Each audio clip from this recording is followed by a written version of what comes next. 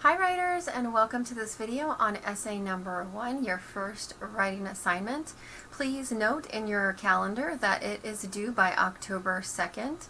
You have some time to work on it, but it's super important that you know the due date and that you create a writing process that allows you to brainstorm, draft up your ideas, get some feedback, do some revision, and then edit and proofread before you submit your essay. This is our first module, Rhetoric and Wild Mind. This video will explore your options for essay number 1. Let's check it out. Clicking on the module here on the link to essay number 1, writing assignment number 1, your options are here. Keep in mind, anytime you post a larger essay, which you will do 3 times this semester, 2 regular essays and 1 researched essay, you will attach 2 separate submissions. One of them will be the Word document or PDF file of your essay, and the other one will be a recording of yourself, either audio or video file of you reading your essay aloud. Typically that takes about 5 minutes depending on how long your essay is and how fast or slow you read. So I just want to remind you of that. So essay number 1 is an opportunity for you to take an idea that we came up with over these last 4 weeks and develop it into 2 to 4 pages. Keep in mind that you're welcome to follow the 5-paragraph essay structure. It's great. It has an introduction, some body paragraphs, and a conclusion. If you're curious to use a graphic organizer, you can click on the link here. You can also, you can use a graphic organizer for your essay, or if you just go to Google, you can type in 5-paragraph essay outline, and you can get lots of organizers to help you organize. If you click on the college one, although honestly they're all the same, you can get an organizer that will help you organize your ideas into a format that helps you to create and produce ideas that you have to share about your topic. So here's your options. You are going to, your first option is writing about rhetoric and the rhetorical triangle, a reflection. If the rhetorical triangle and analysis is something that you find interesting, this assignment might be for you. In this essay, you're being asked to reflect on rhetoric and the rhetorical triangle. Here are a few questions to help you. What have you learned about it? How can the information you gathered be useful to you in the world as a student in education or as a writer? Use detail and description to explain. Option number 2 is a reading response to one of Goldberg's essays that we've been looking over the last 2 weeks, either Rules of Writing Practice, Be an Animal, Accept Ourselves.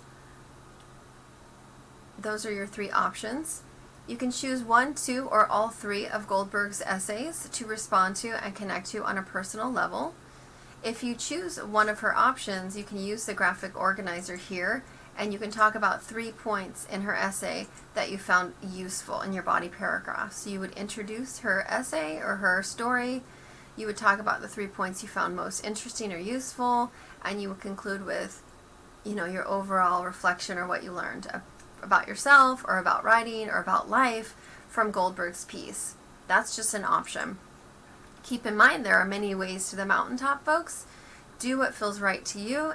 When you engage in a writing prompt or you go into a writing situation, you just have to trust yourself that you're going to come out with something beautiful, with some gold to share with your reader. You might not know what that is until you get into the thick of your writing.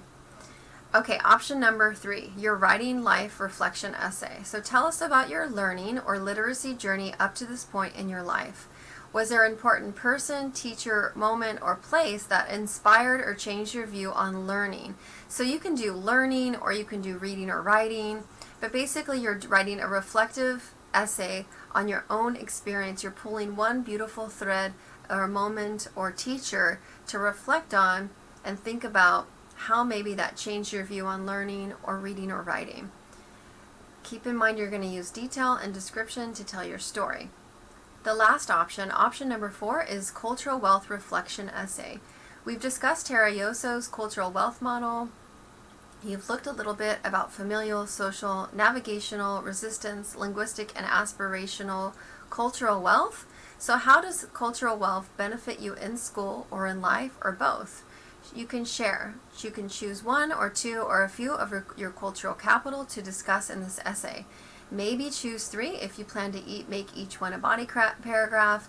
Use detail and description to tell your story. So again, these are the options. Start off your process by pre-writing or brainstorming some ideas in your journal.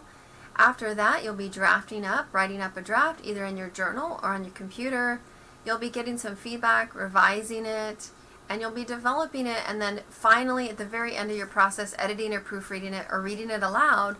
If you're curious to know how it could look, how this process could look, you're welcome to check out this video on the writing process. If you want to see a sample of some brainstorming, you can also check out this PDF here. And then lastly, if you're wanting to take a look at a sample essay, you can click on one of these files here, and one will open up for you that will give you some ideas. Keep in mind, folks, that there are many ways to the mountaintop. You can choose a process that works for you. Pick the prompt that excites you, the writing prompt that gets you curious about what you're capable of creating in response to it. All writing is a creative process, so keep that in mind. You are an artist, you are a storyteller. When I am going to be grading your essay, I am looking for these things. So keep that in mind as you're writing, and keep that in mind as you're revising your essay. And I'm always here if you need some feedback or you want to talk about your ideas. Oftentimes as writers, we get the ideas that we have first down, and then we go back in to develop, and that's when it's a really great time to get some feedback from a reader to see how we're doing. And sometimes we just need a little bit of help to go deeper into the ideas that we have by drawing on our sensory details, our senses, our ability to smell and see and taste and touch and feel the experience as though our reader were there with us. So keep that in mind. Good luck with essay number 1. Have fun, and keep in mind that I'm here if you need any feedback. Be well.